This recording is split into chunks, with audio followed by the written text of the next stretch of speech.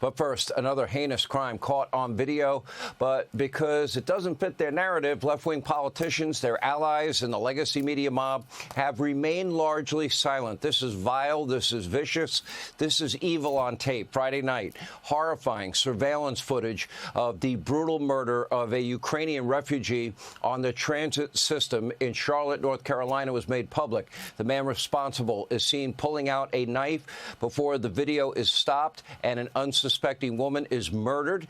The attacker is later seen walking through the train, splattering blood everywhere before getting off. Now, speaking at the Museum of the Bible earlier today, President Trump reacted to this horrific crime, and here's what he had to say. There are evil people, and we have to confront that. I just give my love and hope to the family of the young woman who was stabbed this morning or last night in Charlotte by a madman, a lunatic. Just got up and started. It's right on the tape. Not really watchable because it's so horrible, but just viciously stabbed. She's just sitting there. So they're evil people. We have to be able to handle that. If we don't handle that, we don't have a country. Now, here's the worst part. Just like in the case of the alleged United Healthcare CEO assassin Luigi Mangione, remember the radical left, racing to defend this madness and people writing letters to him and turning him into a cult figure? Well, some on the left actually set up a GoFundMe account to support the accused murderer. And yes, people were donating. Thankfully, that has been taken down. One person claimed helping him would, quote, fight against the racism and bias against our people. Another claiming that, quote, failed categorically by the judicial system and the mental health services of North Carolina, and as such is not entirely to blame for what happened, him stabbing an innocent woman that's looking at her phone. Predictably, according to records reviewed by the New York Post, he has a long rap sheet, 14 prior arrests for crimes including larceny, robbery with a dangerous weapon, and communicating threats. President Trump, he took to Truth Social earlier this evening, highlighting the latest tragedy, calling out the left for their weak pro-crime policies that allow violent offenders to continue to roam the streets. Sadly, transit crime is a nationwide problem. Take a look at the New York Post cover from today. 63, do the math here, 63 career criminals on the subway in New York City have racked up over 5,000 arrests combined. All but 5 remain roaming the streets, many violent crimes among them. Think about this. Only 5 are behind bars, a cluster of 63 serial criminals, over 5,000 crimes combined. This is your modern-day radicalized, insane Democratic Party that embraces defund, dismantle, no bail, and, of course, reimagine the police with social workers. Did something trigger your violence today? Now, the crimes include assault, robbery, theft, and, of course, turnstile jumping. Now, if New York's liberal leaders had any common sense, you might think they would want all 63 people behind bars. These radicals care more about criminals than they do about peaceful, law-abiding citizens. Then the same city turns around and goes after what? A guy like Daniel Penny? Remember, he tried to protect innocent women and children from yet another career criminal who was still free to roam the streets of New York. And thanks to New York's 2019 criminal justice reform, which eliminated cash bail for any misdemeanor and nonviolent felonies, these stupid policies are now institutionalized. Oh, and then we've got, yes, Marxist Kami Mamdani. He wants to decriminalize third-degree assault, third-degree drug possession, DWI, forcible touching, second-degree sexual abuse, third-degree identity theft, and the list goes on. Here with more, Transportation Secretary Sean Duffy is with us. What do you do when those policies are in place and people would like to get from point A to point B using public transit? Yeah. What can you do? First off, the president said these are evil people, and he's right, but it's also evil politicians, like the mayor, the city council, the DA, the governor in North Carolina. Evil people with evil policies that are actually destroying communities. So the problem, Sean, is a lot of people, like the rich liberal, they can't ride Uber, they don't have a driver, they don't have a vehicle, they actually have to ride public transportation.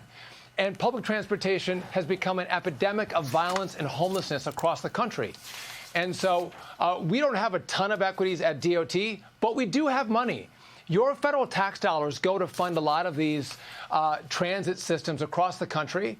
And we have to look at them and say, well, maybe it's appropriate that we start pulling some of that money back, because I don't think the American taxpayer wants to pay for the homelessness and criminal element that harm little 23-year-old girls like this who are going home from work from ordering a pizza, that they're going to get stabbed in the neck. And liberals want to hide that story so you and I don't talk about it, so the American people don't know that their failed policies don't work for the American people.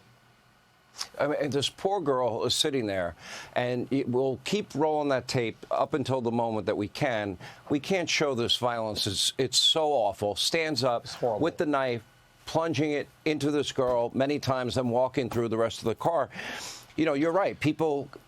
I'll tell you when I got off public transportation. I was taking the Long Island Railroad home every single night from Fox News. I was getting on the train about 10:30, 10:40 every single night. And finally, you know, I had a couple of small incidents, and one incident where a guy chased me from car to car to car to car to car, saying that I was destroying the country. At that point, I had to change my travel plans. Most people cannot afford the option that was available to me. When I was starting out my adult life, I would not have been able to afford any other option. You know, Sean, I know a lot of people, even at Fox News, 6'2", 6'3", big guys that have to come into Fox at 3, 4 o'clock in the morning. They stopped because it's too dangerous. There's too many crazy people on public transportation. But here's what's interesting. Law enforcement actually works. We're 4 weeks into President Trump in Washington, D.C., and the stats as of last week is robberies are down 52%, carjackings are down by 38%, violent crimes down by 40%. Those numbers have improved. But when you put cops on the street, when you put cops in the subway, when you put cops everywhere in a community, guess what? You protect your people. And what frustrates me is liberals want you to ride public transportation. They hate cars. They hate airplanes. They want us all to ride public transportation. Wouldn't it make sense that they'd want to make it beautiful, clean, and really safe? But they do the exact opposite. They say, we're going to disregard the voting public, the hardworking men and women who put their boots on every day and go to work, and we're instead going to stand up and fight for the homelessness and the criminal element that reside on these trains. And again, I think what has to happen in Charlotte, outrage, these politicians have to be voted out of office. God help us if their governor becomes the senator from North Carolina. Shameful. He should never be elected to another position in America. All right. The FBI director, Kash Patel, 1 minute before this show started, put up on X the following. He said the FBI has been investigating the Charlotte train murder from day one. Stay tuned, he said. So obviously they're on it. All right. Maybe you can explain to the public, because there's no intelligent reason why Democrats are institutionalizing defund, dismantle, no bail laws, reimagine the police, send in the social workers. You don't need people with guns. Maybe you can explain that mindset, because I'm having a hard time getting it. You know, Sean, I have a hard one, too, but I think they want to foment chaos. Right? When they have chaos, they can disassemble society, which is what I think they're actually trying to do. And it's frightening. But I'll just tell you this, Sean. I can't pull money today from their transit system. I actually have to do an investigation. That's what the law requires. We start that investigation tomorrow, and I guarantee all your viewers that if I find what I think I'm going to find, they are not going to have your federal tax dollars going to their public transportation system. Zero, none, nada. Yeah. All right. We appreciate it. Sean Duffy, thank you. Sean.